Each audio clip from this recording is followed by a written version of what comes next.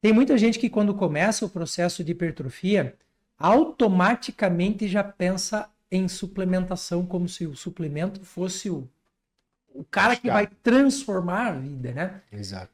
Quanto tempo, ou em que casos a suplementação ela pode ser um apoio? Porque eu lembro que quando você começou com o Gabriel, você falava muito na questão da maturidade muscular dele primeiro, primeiro arruma a casa e tudo mais, e a gente vai pensar nisso depois, né? Para quem está assistindo a gente lá e você está olhando no grão do zóio dele e fala assim, querido, presta atenção nisso. Sim. Basicamente, assim, a suplementação, ela é interessante, obviamente, a gente sabe que está aí, né, disponível para a gente utilizar e ter bom resultado. Só que, se você não tem a base alimentar saudável, não tem por que colocar 5 tipos de suplementos para você, né? É claro que a gente pode começar com uma suplementação básica de um whey, por exemplo, que seria muito por praticidade, consumo proteico diário, então a gente usa como referência de proteína no dia, ou simplesmente por praticidade, né? Colocar numa refeição algo mais prático, começar com uma creatina, e aí vai indo, sabe? Mas às vezes o paciente já chega para mim tomando 5, 6 suplementos. Só que cadê a alimentação dele? Cadê o treino? Ele treina 2 vezes por semana. A alimentação dele tá péssima. Então o que esses suplementos estão fazendo com ele? Nada. Nada. Ele só tá basicamente rasgando o dinheiro dele. Então é isso que eu tento passar para os pacientes. Concordo. Você pode usar suplemento, claro, opa, show. Se você puder, que bom. Só que tem que ter a base bem estabelecida, de treino, dieta, descanso e tudo, né? E aí a gente consegue progredir. Então, por isso, aos poucos que eu vou colocando mais suplementos. Começa o whey, aí coloca a creatina, coloca uma betalanina, coloca uma cafeína, né? De repente o paciente não toma tanto cafezinho, de repente coloca uma cafeína ali. Pré-treino eu já não sou muito fã, mas tem gente que gosta e eu deixo também. Depois eu quero que você me explique por que você não curte. Não sou muito fã. Porque eu sou da mesma linha que você acha. Mas enfim, já vamos chegar lá. Mas, no geral, é assim, eu gosto sempre, claro, dos mais de comprovação científica mesmo, não tem, né, como a gente ficar colocando suplementos que são inúteis, né? Então, é a base, né? A base. Creatina, betalanina, whey, claro. Aquela história que creatina faz cair cabelo, que faz mal pro rim e tal. Procede ou não?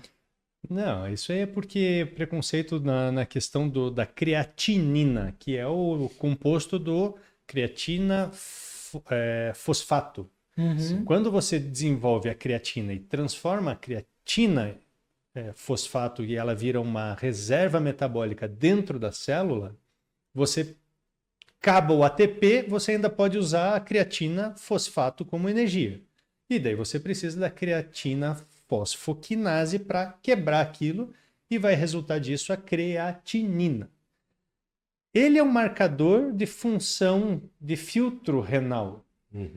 As pessoas que só olham para o exame, ficam olhando só o exame como uma referência, olha, meu Deus, isso aqui cresceu e tal, não entende que existe todo um processo tanto de produção, a filtragem e jogar fora, e fazem essa taxa junto no cálculo, vê aquilo crescer porque a pessoa está ganhando mais músculo, está perdendo mais músculo no momento do exercício, está fazendo uma maratona que perde bastante, né, o músculo, e vai, a creatina, ai meu Deus, vai fazer uma falência renal.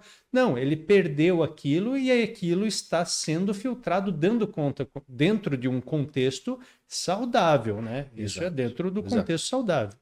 Agora, a pessoa não fez nada e aí sim está elevado, aí eu começo a me preocupar com o rim. Aí faz sentido eu me preocupar. Agora, muita gente está tratando um exame e não está perguntando para o paciente lá, e aí, você fez alguma maratona? Ah, fiz a meia maratona, no dia seguinte fiz o exame. Ah, então tá tudo bem, vamos fazer uns exames daqui a alguns dias para a gente ver se confirma. Exato. Não precisa assustar o cara e falar, larga tudo isso aí, se teu treino está acabando com teu rim. Porque não está. Na verdade, a pessoa está ganhando reserva metabólica, criando um corpo exemplar, pega um profissional destes desavisados, que infelizmente tem muito por aí, né? E se você assiste este podcast, você não é um desses desavisados, graças a Deus, porque está aprendendo coisas aqui, e daí acaba trazendo saúde no contexto dos atendimentos. Aliás, a creatinina baixa demais também é uma preocupação, né? Porque você fala, esse cara não está fazendo atividade física. Exato. Aliás, esse é um exame que eu acho fantástico, porque a pessoa chega lá no consultório e ela tem uma creatinina de 0,40, 0,50 e ela fala, eu racho de fazer atividade física. Acho que não, hein? Tô achando que não, hein? Aliás, gente, creatina em alguns casos, é indicada para tratamento sistêmico de doenças renais graves. Claro que tudo isso a gente está falando num contexto em que avaliou-se, pensou-se e tudo mais, mas não é esse monstro que o pessoal pensa aí. E essa história da creatina cair cabelo, estudo muito pequeno. Você já viu esse estudo, né? Uhum. Não, cara, completamente sem fundamento, né? E é muito comum essa dúvida, todo mundo me pergunta. É É impressionante. incrível, cara. É incrível. Pegou de um jeito assim que todo mundo. Pô, mas você acha que tá caindo meu cabelo? Eu falei, acho que não seria isso. Acho que a idade vai chegando, outros fatores ali vão acontecendo, né? Tem Mas- um contexto que pode, porque se ele ajuda a aumentar o metabolismo e a pessoa já tinha alguma deficiência, aumentar metabolismo sobre uma deficiência aumenta sintomas dessa deficiência. Aí faz Aí faz sentido, sentido. mas daí abre o olho para pesquisar outros contextos. Na verdade, isso aí é até um sinal clínico de uma oportunidade que o profissional tem de atuar e melhorar. Daí Mas daí botar a culpa na creatina é sacanagem. aí Né? não, É, aí não, é. então, Tem uma história de que a creatina associada ao consumo de um carboidrato tem um melhor funcionamento, absorção e tal. Faz sentido isso? eu acredito que não seja, né, pelo menos da minha base de estudo, eu acredito que não seja o principal fundamento, porque a creatina, como é uso contínuo, ela tem que estar sempre disponível dentro do músculo. Então, independente se for carboidrato ou não, é, ou o momento do dia que for, né, não importa. O que importa é que seja todo santo dia, crônico, né? E a Sim. gente tem sempre ela disponível dentro da musculatura. Então, eu acredito que não é o principal aí. Então, assim, tem gente que gosta de tomar, de repente, com uma maltodextrina, colocar junto com whey, né? Eu sempre deixo bem livre, mas eu sempre deixo bem claro. Todo santo dia, uso crônico, né? Então, é isso que fique claro nas pessoas, seja final de semana. E eu peço para não ligarem juntamente ao treino. Por quê? Porque às vezes a pessoa treina de segunda a sexta.